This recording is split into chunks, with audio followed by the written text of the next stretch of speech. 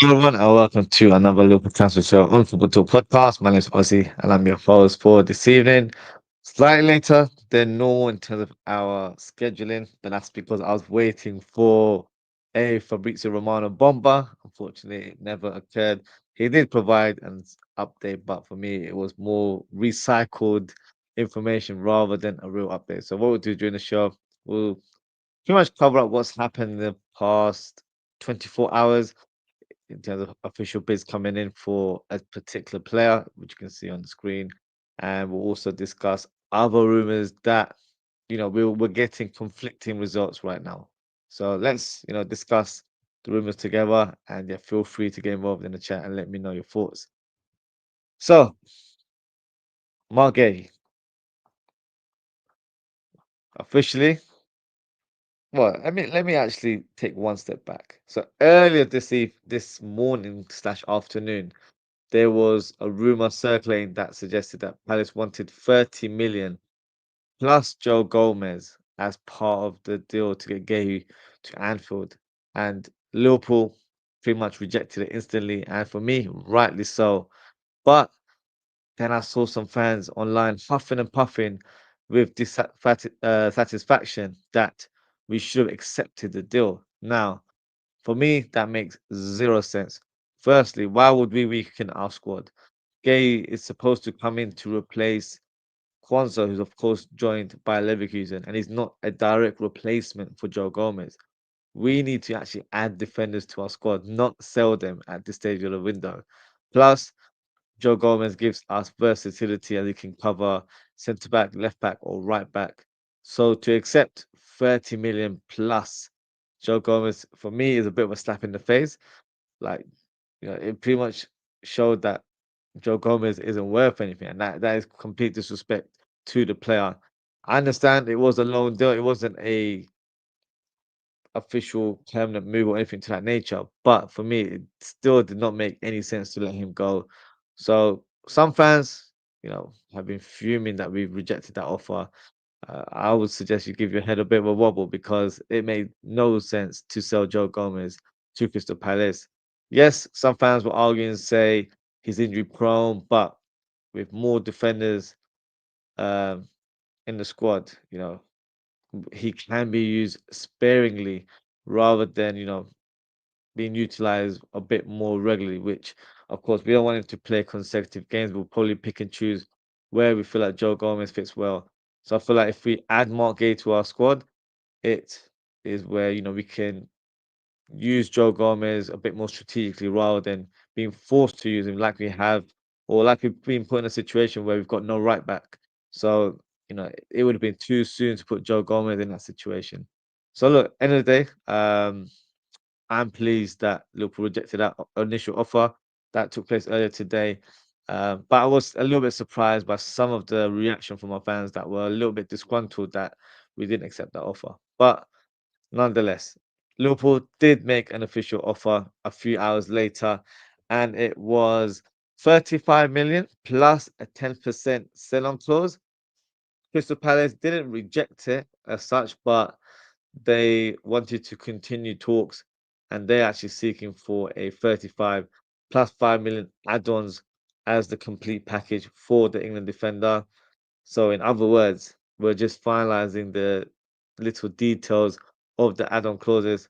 So I don't see that being a stumbling block. And in my opinion, I expect Liverpool to not only place a bid for Mark Guehi on Sunday, I expect us to agree a deal as well. So for me, that's very, very close to happening. I think it's pretty much a here we go, as Fabrizio Romano would say.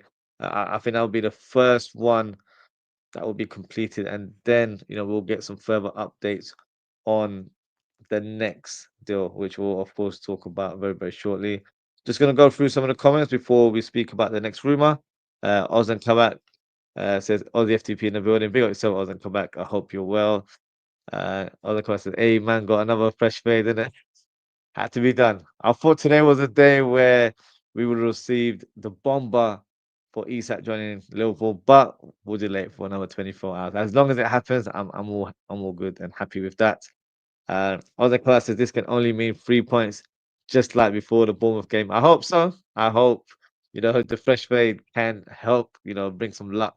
I love a clean sheet, to be honest with you. I have been quite concerned with our defense. So if we can get a clean sheet against the Gunners tomorrow, that would be great. But 3 points on the board would be just as good as well. So yeah, hopefully we can get a good result in tomorrow's fixture. Now, of course, I've just mentioned Joe Gomez in regards to Crystal Palace, but there was actually a rumor circulating that he's been linked with a move to Italian giants AC Milan.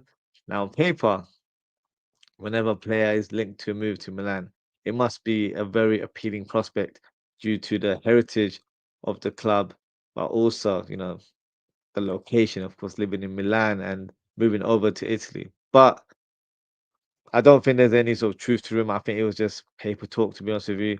But also, I think at this stage of the season, Liverpool would not consider selling Joe Gomez or even loaning him out because he's still regarded as a valuable member of our squad.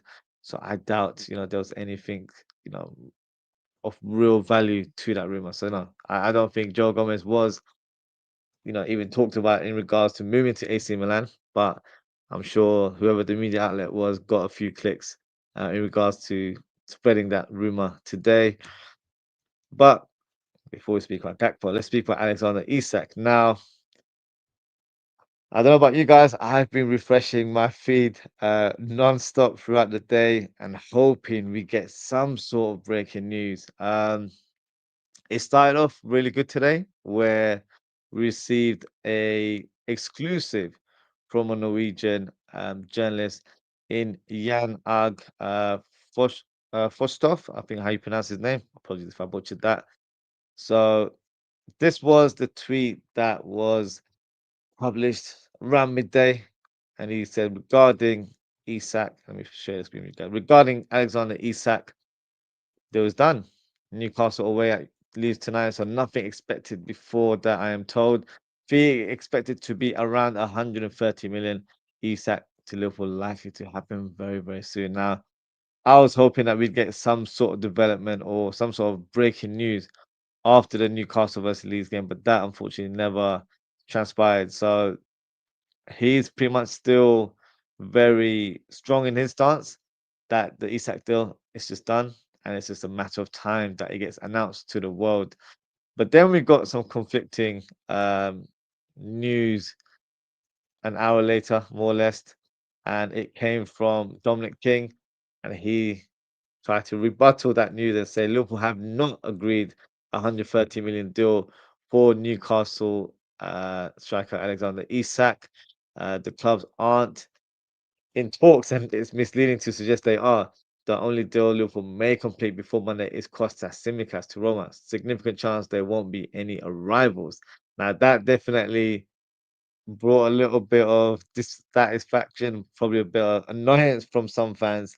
Um, and I'm sure Dominic King got a few angry tweets after that comment, especially as he's not covering football as much. I think he covers a different sport as well. Um, so yeah, it was very, very confusing in terms of who to believe.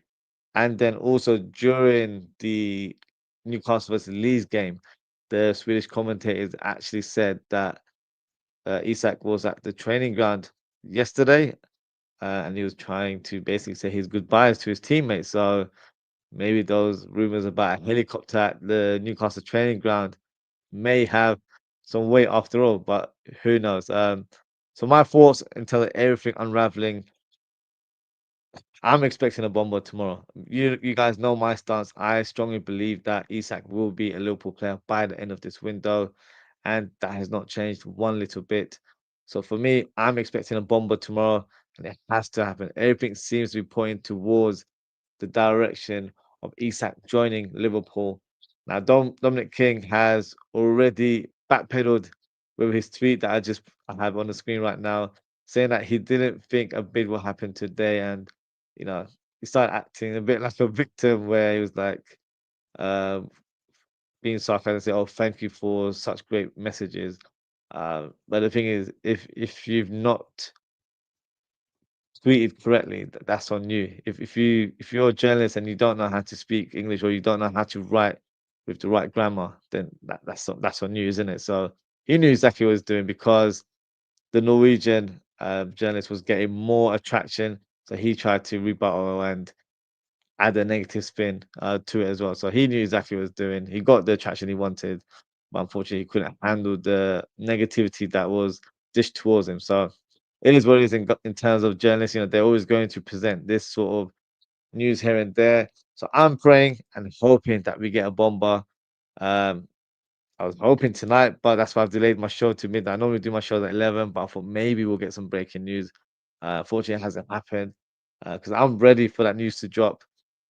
And Fabrizio Romano, he's been saying it all evening that uh, he promises that something will be revealed, but I don't think he delivered. To be fair, the best to come out of tonight, I think he did a little show on his YouTube channel, was that Liverpool are still very optimistic about signing Alexander Isak. I could have told you guys that for free. So for me, that's not a real update. That's just something we kind of know and have heard for quite some time. So um, yeah, I still have faith that we will sign Alexander Isak. Uh, it's going to be interesting in terms of the timing. When will it be announced? Will it be announced before the Liverpool versus Arsenal game, or will it be announced afterwards? Only time will tell. But as long as it happens, that's what I'm waiting for. So fingers crossed, Liverpool get that over the line and we hear some official news before the deadline day. Deadline day for me seems a bit chaotic to get a deal for Isak's magnitude to happen in a space of 24 hours. So if everything can be announced and agreed tomorrow, then it just leaves to formalities for Monday. And hopefully, we can get at least two players over the line. So yeah, let's see what happens. Now I've got a few comments here. AR says, big up Aussie in chat, smash the likes and subscribe. You'll never walk alone. Big up AR. I hope you're doing well.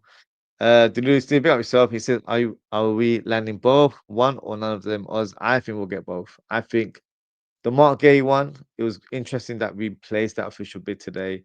The offer was a little bit strange that we were willing to offer 10% of a sell-on clause. But Palace were like, no, we want straight cash. We're not interested in these little finance deals here and there. We want straight 35 million plus 5 million on add-ons based on appearances and achievements. So we'd rather take that. And I think Liverpool will definitely give them what they want. And in the end, it will be a 40 million pound deal. Like I've been saying for weeks, not saying I'm Mystic Oz, but I have been saying for weeks, it was always going to be a compromise in terms of where the bid lands. So I feel like 35 plus 5 and add-ons will be the final nail in the coffin, and we will definitely get our player. So I'm very confident Gay comes. I actually think he'll be announced tomorrow officially. That's my prediction. And I think we'll get some sort of news regarding Isak that a deal has been agreed. And then Monday will be where we present him to the world, I guess. So yeah, fingers crossed. That's exactly how it pans out. But I believe both players will be joining Liverpool by Monday. Uh, AR says LFC versus Arsenal prediction lineup.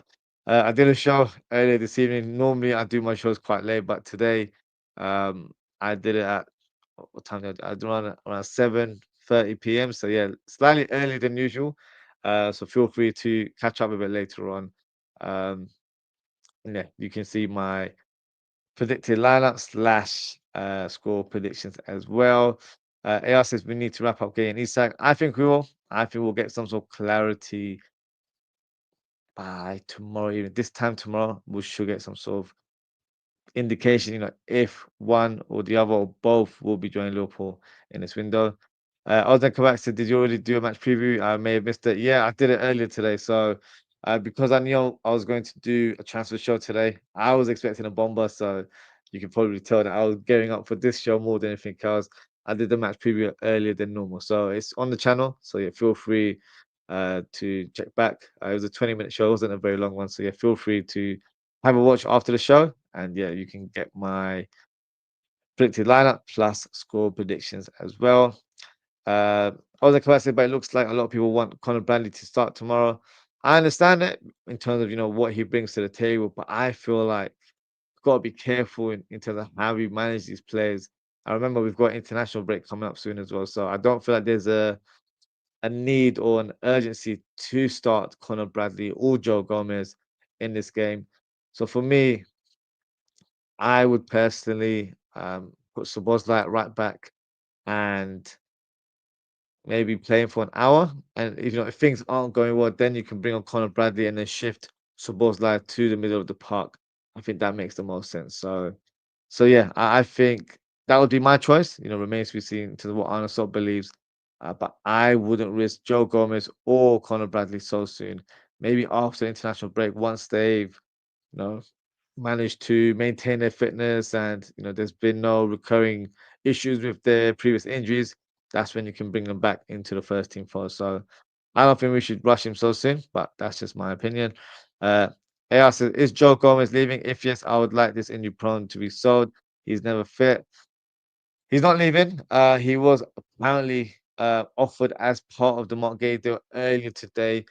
It was a 30 million plus Joe Gomez on loan offer for Marc Guehi. I actually don't think we should accept it. I know he's injury prone. I get it, but I would rather have Joe Gomez as my fifth choice centre back rather than having one of our midfielders as a makeshift fifth choice. And also, Joe Gomez can cover left back, right back as well. So if we get Mark Guehi through the door, then that would mean Joe Gomez drops to fifth choice. I think Leone would be ahead of him in the pecking order, mainly due to availability more than anything else. So I think that it makes perfect sense to keep Joe Gomez.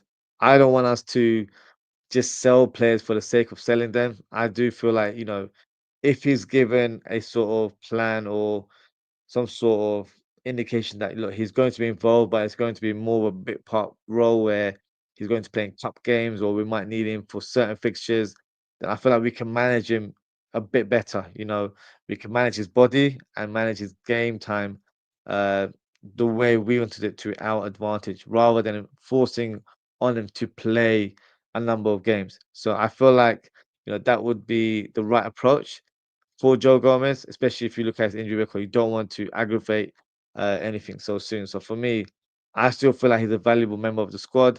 He might not be first choice, but I feel like with his experience and his know-how to play in different roles, I think it could be very vital and very important when we have games against experienced opponents or tricky sort of players where bringing him on for the last 10 minutes against a left back, or sorry, against a left winger or a right winger, he has the know-how to stop those type of players. So for me, I wouldn't sell Joel Gomez. I know people get frustrated because of injury prone. I get it as well, but right now I don't want us to sell anyone. um, if we're selling, it means we're replacing them straight away. Mark Gay, for me, is an addition to our squad, not to replace Joe Gomez. We sold Kwanzaa. We haven't replaced him. So we need to replace Kwanzaa before we think about selling anyone else. So for me, he has to stay this season. And that's just the way I see it. If you look at Arsenal, our opponents for tomorrow, they've got about 10, 11 defenders. So if they've got such great options, why can't Liverpool have that as well? So for me, I'd rather have more players rather than stretch or make midfielders turn them into defenders for short term issues.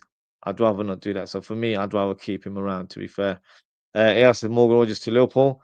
I've got him lined up as part of my discussion, so yeah, we'll speak about him very shortly.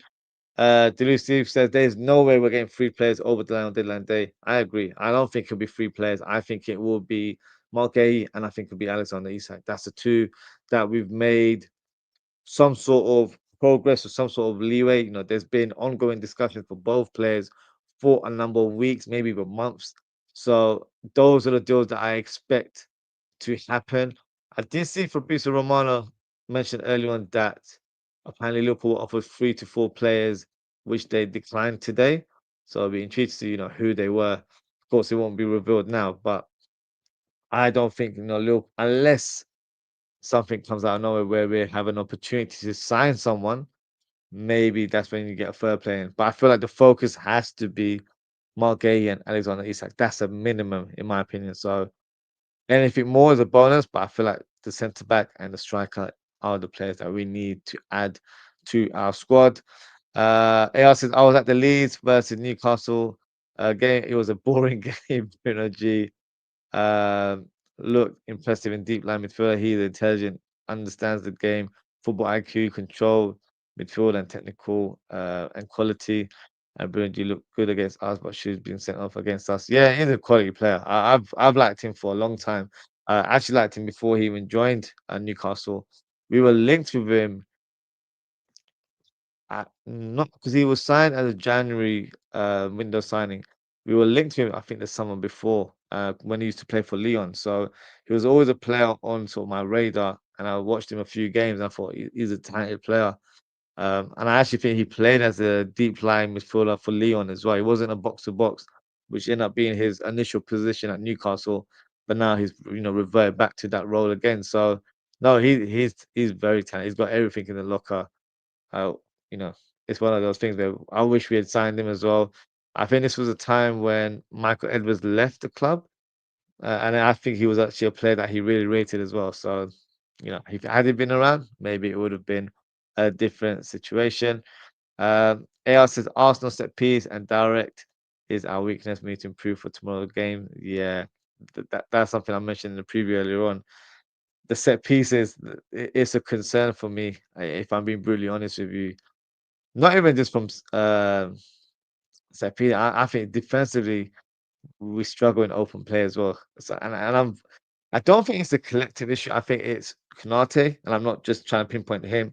He's not been fantastic in terms of his positional sense, and Kirk has been very erratic in his overall play. So something needs to balance out between the two because it's just not working for us right now. So hopefully, we can produce a good performance. Normally, we have a good record against Arsenal at Anfield, but I feel like they're in good confidence right now. They've not conceded a goal so far. We've conceded four, so you'd want Liverpool to foremost be a bit more defensively sound and try not to leak any goals. But we'll see what happens tomorrow. Other questions. I'm confident that we won't keep a clean sheet tomorrow. I don't think we will either. I've actually gone for a 1-1 prediction. I'm going for a draw tomorrow. And I predicted Marino and Ekitike to be the goal scorers. So yeah, I don't think we'll be able to keep a clean sheet, and I don't think we'll get the win, unfortunately. So yeah, that's just my prediction. However, I'm most confident that we'll collect all 3 points. I hope so and come back. I really do. I don't know. I feel like the defense is really sort of dampen my sort of excitement for this game just because we've looked so open in the last couple of games. And Newcastle are a good team, but Arsenal are a complete different kettle of fish. So we really need to improve. And Konate's form is a concern, which is why I'm really hoping Marc Guehi comes through the door sooner rather than later. Because I do feel like if he's in our squad, he might even overtake Konate for the short term because Konate is just not living up to his reputation, unfortunately, right now. AR says, my prediction, Liverpool 2, Arsenal 1. Good prediction there. I like that. Duluth says 4-2 to Liverpool. And Ozan Kovacs gone for 3-2 to Arsenal. Big up yourselves for your predictions there. Mazzy, big up Mazzy. He says, Ozzy, what's going on with Isak and Gay? It seems Isak is more closer to getting down with Isak. Everyone is saying different things. It's been conflicting in terms of the Isak story right now. One part you're getting that it's the done deal, it's going to be announced. But on the other side, you're hearing that we've not even had discussions yet. So I don't know, it's a bit of a strange one because sometimes with these rumors, you do get the breaking news from foreign sources. And of course, Isak is not Norwegian, which is where the journalist is from. But in that part of the world in Scandinavia, the sources uh, are a bit more viable, where the communication between the countries is quite well known. So he may have connects in Sweden that would suggest that the Isak deal is done. Uh, and I feel like maybe in the English media, some journalists have been told to keep it hush until they're ready to unveil the news because we were waiting for an official announcement regarding Voldemort that was made earlier on today. But we do also know that Newcastle are trying to sign a second striker. I thought it would have been Johan Wissa, but it looks like it could be Strand Larsen.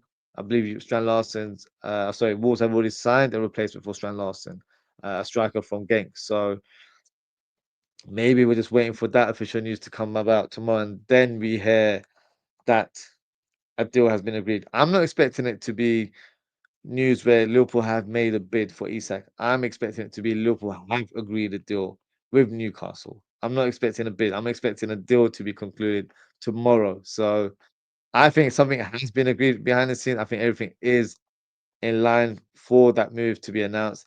It's just maybe picking the right time to do it, which sounds a bit bizarre to say out loud, but maybe there's a sort of strategy in place to help Newcastle announce that second striker, and then we can, announce to the world that we've got Isak as well. So I still have faith that we'll sign Marc Guehi and Alexander Isak by the end of the window.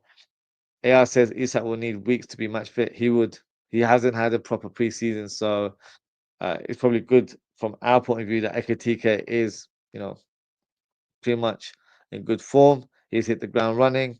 Uh, but I feel like the international break would be a great chance for him to gain some match fitness. I think he's been selected for the Sweden squad as well. So he'll be over in his homeland to play some international football. And once he returns, I think he'll probably take 2 or 3 weeks before he gets into the form that we're expected, to see in Alexander Isak.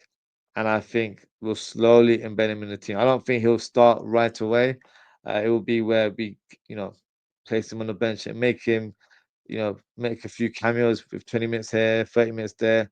And once that's done, then we will see, how Ekitike and Isak fit together in the squad, or is it going to be one or the other? So it'll be interesting to see what tactics are deployed for both players. AR says if Van Dijk gets injured, you can't use Gomez and Konate or Leone and Konate. We need Gay. Oh, 100%. I feel like that's why I've been so adamant that we get Marc Guehi. And it's not just having a player that ticks the homegrown quota. He's very versatile. He can play with pretty much any centre back that we have in our squad. And I also feel like with his experience in the Premier League, and he does possess leadership skills. I feel like he's just an added bonus to have in the squad. So for me, Mark Gay is more than capable of playing alongside Joe Gomez. They have played together for England national team. He can definitely play alongside Konate. I actually think he'll be left sided and Konate will remain on the right side. Leone, it could be one or the other. Leone for Palmer played predominantly on the left. But I think in this situation, maybe we'll play on the right with Gay occupying that left sided role. So I feel like Gay is the one that completes our defensive unit because he can play with all of the other defenders. And the obvious one as well, Van Dijk and Gay would form a great partnership as well because I think between Mark Gay and Konate, I still think Konate is the better defender, but Gay has better ball playing ability. He's a better pass of the ball, and that's something that Konate has lacked. And I think maybe that's what's being exposed because he doesn't have Trent alongside him. Frimpong, Bradley, they're different type of right backs. They're not playmakers. They are fullbacks that are literally ones that bomb down the flank and provide crosses in the final third. So they're not going to control that part of the pitch with their exquisite passing. It's nothing. That's not their game. So maybe that's why Konate doesn't feel as confident in that position. But I actually don't think that's the case. I feel like a lot of fans have said that, but I feel like it's more just a mental thing. I just don't feel like he's quite there. Whether the contract talks or the rumors regarding Real Madrid is distracting him, it looks like something's on his mind. So I feel like a lot of us are just hoping for his window to be closed so we can continue with the season and not have transfer speculation every single day. I think it might be the same for players. And I think with Konate, once that window closes, he can focus on his football because he needs to do it. Whether he gets that move to Real Madrid or not, he needs to display a good level this season. Otherwise, he won't get a move. So he needs to buckle up and improve on his performances because we know what he's capable of. We know what qualities he possesses. So hopefully he improves in the coming weeks. in the season. Ozzy Kawat says slot substitution in the second half will be key. Ozzy, it will be. Um, it'll depend who starts at right back. If Saboza's at right back, then there might be a time where we go for Conor Bradley, having a more of a attacking force on that right hand side. Not saying Saboza isn't. Saboza is more of a passer when he's in that makeshift right back role. But having the likes of Chiesa off the bench, Rio, you never know. Rio could come on and cause havoc on that left hand side. Jones, I don't expect Jones to start. So the midfield I went for is McAllister, Gravenberg, and Wirtz. So I expect Jones to maybe be involved at some point in the game. Harvey Elliott could come off the bench and have an impact. So yeah, the substitutions will be key. We've got a lot of players that do have good quality. It's just about presenting them to the team in the right moments, not too late. Otherwise, they'll have less impact on the team. So yeah, should be intriguing to see what tactics are deployed by Arsenal tomorrow. AR says I can't stand English media, English refs, and typical English fans. They are so biased. We need better things in place. I've already seen, poor officiating earlier on today regarding the Chelsea game. That's that's not things that surprise, especially us Liverpool fans. Um, English media, yeah, they overhype their players, and then English fans as well. Yeah, to be fair, of course, I'm from England, but I don't really hold a sort of affinity with the national team for a number of reasons. I could probably go on and speak about it for quite a bit, but there is no connection between myself and that national team. Um, for a number of reasons. So yeah, I understand your point there, but yeah, it's just how it is, unfortunately. Manzi says Aussie, Liverpool, and Isak have done so much work to get this deal done. I think it will be agreed for 120 million plus few add-ons tomorrow. I hope so, Manzi. I think the fee will be closer to 130, but I think it will be like a 120 plus add-ons that equals to 130. Um, yeah, I hope you're right. I'm on that same boat as well. I think we'll get an official agreement that is announced to the world tomorrow evening. That's my prediction there. AR says Ekitike looked impressive for us and more to come. 100%. He looks good. The more he plays, the better he gets. So yeah, very intrigued in terms of how he's playing right now. Delu Steve says, I'm confident in Gay happening, but not Isak, unfortunately. That's fair enough because we haven't really heard Fabrizio Romano or Ornstein post anything about that Isak transfer. I think once you get one of those journalists reporting something, then I think the mood shifts, doesn't it? So it's all good about hearing from different sources. I'm not saying they're not reliable, but for this country, if it's Ornstein or Fabrizio Romano, that's when we feel like they're the real deals, right? So yeah, fingers crossed. I think it'll be Marc Guehi and Isak that come through by the end of the window. Rajin, pick up yourself. He says, if Liverpool get Isak and Gay, then our squad is complete and it will be the best transfer window in LFC history. I completely agree. I think it would be the best transfer window in our history. I don't think there's even many that even come close because the wealth of quality players that we've signed in this window feels like you're playing career mode on FIFA. Like it sounds just too good to be true. Um, so yeah, let's see what unfolds. Do we get both players or not? I think we will, but only time will tell if that happens. Mine says Ozzy, how happy are you with Gakpo signing a long contract today? We'll speak about that very, very shortly. So I'll give you my thoughts in a second. Uh, in fact, we talk about it now. Why not? It's right on cue. So officially, Gakpo signs a new long-term contract with Liverpool. They didn't announce in terms of how long the deal was because I think his current contract ends in 2028. So maybe it's a 1 or 2 year extension, but nonetheless, it kind of feels like a new signing, as we love to say over the years, because it's at least a 4 or 5 year contract in section to what he has right now. So, in terms of my thoughts about Cody Gakpo, I'm pleased that he signed a new contract. I think he's very underrated within the fan base. He's one of those players where he might not, catch the eye in terms of doing flicks and tricks or anything to that nature, but he's effective. He's efficient on the ball. He's got great crossing ability, gets the goals in crucial moments as well, and he is a reliable attacker in our squad. So for me, it's it's a right step in the right direction to keep one of our key players for the long term. So for me, I'm very pleased for the player. He seems very happy. He's pretty much voiced that since he's arrived at the club, everything's gone to plan. The club is great. The city's great. His family feel at home. So everything's rosy for him right now. So he can't really complain. And I think he's probably very pleased that he ended up signing for Liverpool rather than signing for Manchester United, who of course he was very strongly linked with at the time as well. So no, I'm very pleased in terms of his contribution as a player, and I think there's more to come as well. I think last season we saw a patch where he was scoring consecutively.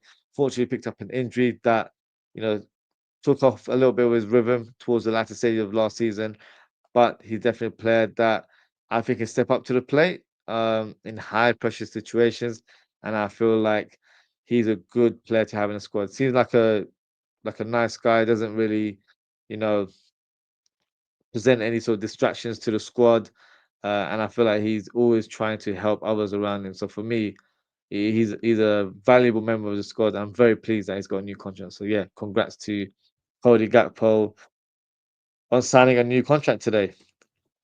Now, this will be the last rumor today. I don't know if it's a direct sort of connection to Liverpool, but we'll try and break it down somehow. So, Lucas Paquetá is linked with a move to Aston Villa. They're in pretty much strong discussions right now, and a deal could be concluded as quickly as tomorrow, from what we're hearing in terms of the rumor mill. Um, but then that also presents the question mark. Does that mean Aston Villa have to sell a player to accommodate the signing? Because there's also rumors suggesting that Aston Villa are having PSR issues. So does that mean that Paqueta comes in and Morgan Rogers departs the club and the finances for Rogers' sale is used to finance the incoming of Paqueta? Um, that's what Liverpool fans are thinking right now because we have been linked to Morgan Rogers in the last few days. And I think some fans are expecting this to be the wild card signing where we all want another attacker, but it feels like it's too late in the window for that to happen. Um, and that is kind of my thinking right now. I don't think Morgan Rogers is destined to leave Aston Villa.